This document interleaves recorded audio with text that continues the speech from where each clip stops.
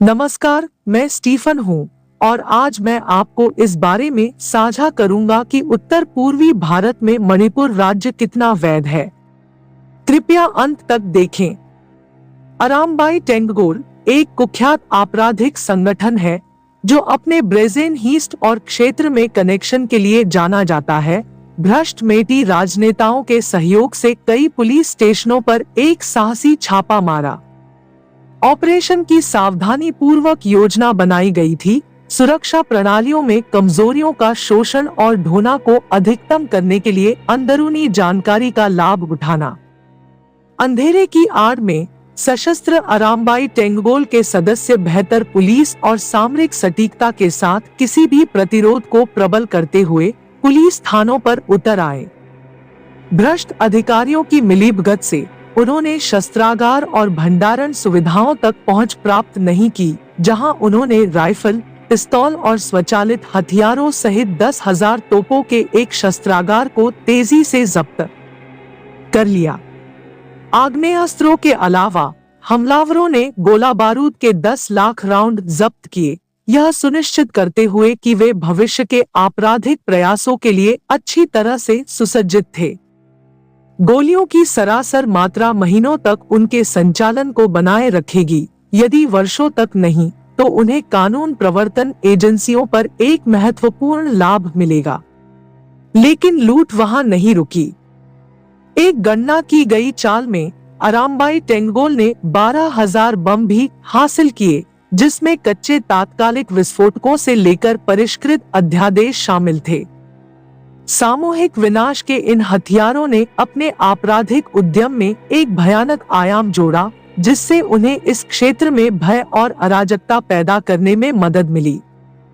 मेटी राजनेताओं की भागीदारी ने ऑपरेशन में जटिलता की एक और परत जोड़ दी। राजनीतिक प्रतिष्ठान के भीतर भ्रष्ट अधिकारियों ने अरामबाई टेंगगोल को अमूल्य सहायता प्रदान की, रसद की सुविधा, खुफिया जानकारी प्रदान की और कानून प्रवर्तन एजेंसियों से न्यूनतम हस्तक्षेप सुनिश्चित किया। उनकी जटिलता के बदले में इन राजनेताओं को आपराधिक सिंडिकेट से निरंतर समर्थन के पर्याप्त वित्तीय किकबैक और वादे मिले। उत्तराधिकारी की बेशर्मी ने क्षेत्र के माध्यम से झटके भेजे, कानून प्रवर्तन में चमकदार कमजोरियों को उजागर किया और राजनीतिक प्रणाली की अखंडता के बारे में सवाल उठाए। इस घटना को कम करने के शुरुआती प्रयासों के बावजूद चोरी के सरासर पैमाने ने अधिकारियों को अपराधियों के लिए एक बड़े पैमाने पर मैनहंट लॉन्च करने के लिए मजबूर किया। हालांकि अरामबाई टेंगगोल मायावी बने रहे, अपने बीमार लाभ के साथ छाया में गायब हो गए। उनके निपटान में एक विशाल शस्त्रागार और शक्तिशाली राजनीतिक सहयोगियों ने उन्हें न्याय से बचाते हुए उन्होंने क्षेत्र की स्थिरता और सुरक्षा के लिए एक महत्वपूर्ण खतरा पैदा करना जारी रखा। अंत में भ्रष्ट मीतेई राजनेताओं के सहयोग से अरामबाई टेंगगोल द्वारा किए गए दुस्साहसिक छापे ने न केवल संगठित अपराध की व्यापकता को उजागर किया, बल्कि कानून प्रवर्तन और शासन के भीतर प्रणालीगत विफलताओं को भी रेखांकित किया।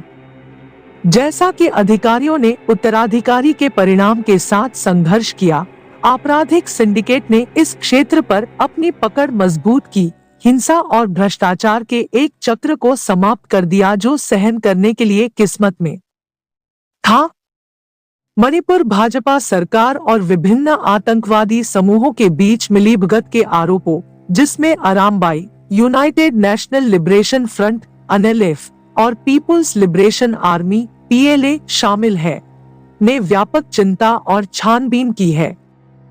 जबकि ठोस सबूत मायावी हो सकते हैं, परिस्थितिजन्य साक्ष्य और खुफिया एजेंसियों की रिपोर्ट कनेक्शन के एक जटिल वेब का सुझाव देती है, जो राज्य सरकार की अखंडता के बारे में गंभीर सवाल उठाती है। मणिपुर में भाजपा के सत्ता में आने से राज्य के राजनीतिक परिदृश्य में महत्वपूर्ण बदलाव आया। कानून और व्यवस्था के वादों पर अभियान चलाने और उग्रवाद पर नकेल कसने के बावजूद पार्टी के कार्यकाल को विद्रोही संगठनों के साथ विलुप्तीकरण और गुप्त व्यवहार के आरोपों से शादी कर ली गई है। कथित तौर पर भाजपा सरकार से जुड़े सबसे प्रमुख समूहों में से एक अरंबाई है, जो एक कुख्यात आपराधिक संगठन है जो हिंसा और जबरन वसूली का इतिहास है। रिपोर्टों से पता चलता है कि कुछ भाजपा राजनेताओं ने राजनीतिक विरोधियों को डराने और चुनावी जीत हासिल करने के लिए समूह का उपयोग करते हुए अरंबाई के साथ घनिष्ठ संबंध बनाए रखा है। संरक्षण और समर्थन के बदले में अरंबाई ने अपनी आपराधिक गतिविधियों को आगे बढ़ाते हुए अशुद्धता और संसाधन प्राप्त किए। मणिपुर में सक्रिय दो प्रमुख अलगाववादी संगठनों एनएलएफ और पीएलए को भी बीजेपी सरकार की मिलीभगत से फंसाया गया है। जबकि भाजपा सार्वजनिक रूप से आतंकवाद की निंदा करती है और अलगाववादी आंदोलनों के खिलाफ एक मजबूत रुख की वकालत करती है, रिपोर्ट बंद दरवाजों के पीछे एक अधिक बारीक वास्तविकता का संकेत देती है।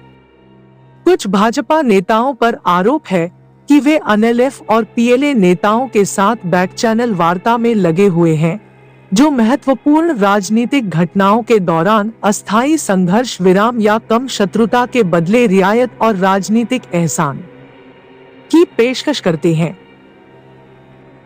इन कथित कनेक्शनों के पीछे की प्रेरणाएं बहुआयामी हैं। भाजपा के लिए आतंकवादी समूहों के साथ गठजोड़ करना अल्पकालिक राजनीतिक लक्ष्यों की सेवा कर सकता है, जैसे कि शक्ति बनाए रखना और असंतोष को शांत करना। इन समूहों को सहचैन या खुश करके सरकार का मानना है कि यह क्षेत्र को स्थिर कर सकता है और सत्ता पर अपनी पकड़ मजबूत कर सकता है।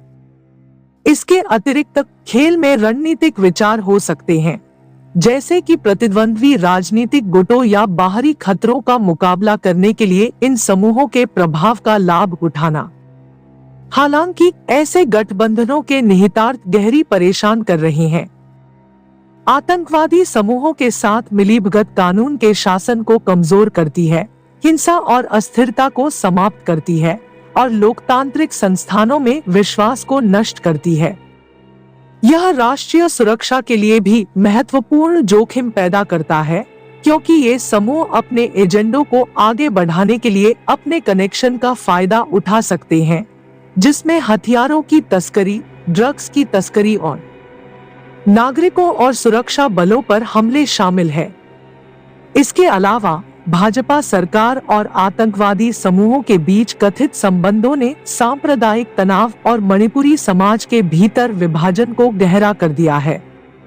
आतंकवाद में सरकार की जटिलता का आरोप ईंधन की नाराजगी और हाशिए के समुदायों के बीच अविश्वास, सुलह और शांति को बढ़ावा देने के प्रयासों को कम करके अंत में, जबकि मणिपुर भाजपा सरकार और आतंकवादी समूहों के बीच मिलीभगत के ठोस सबूतों की कमी हो सकती है, खुफिया एजेंसियों के परिस्थितिजन्य साक्ष्य और रिपोर्ट एक परेशान करने वाली तस्वीर को चित्रित करते हैं।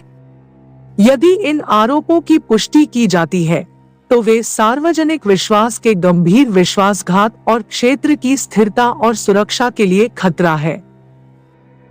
इन चिंताओं को संबोधित करने के लिए पारदर्शी जांच, जिम्मेदार पाए गए लोगों के लिए जवाबदेही और कानून और लोकतांत्रिक सिद्धांतों के शासन को बनाए रखने के लिए एक नई प्रतिबद्धता की आवश्यकता है।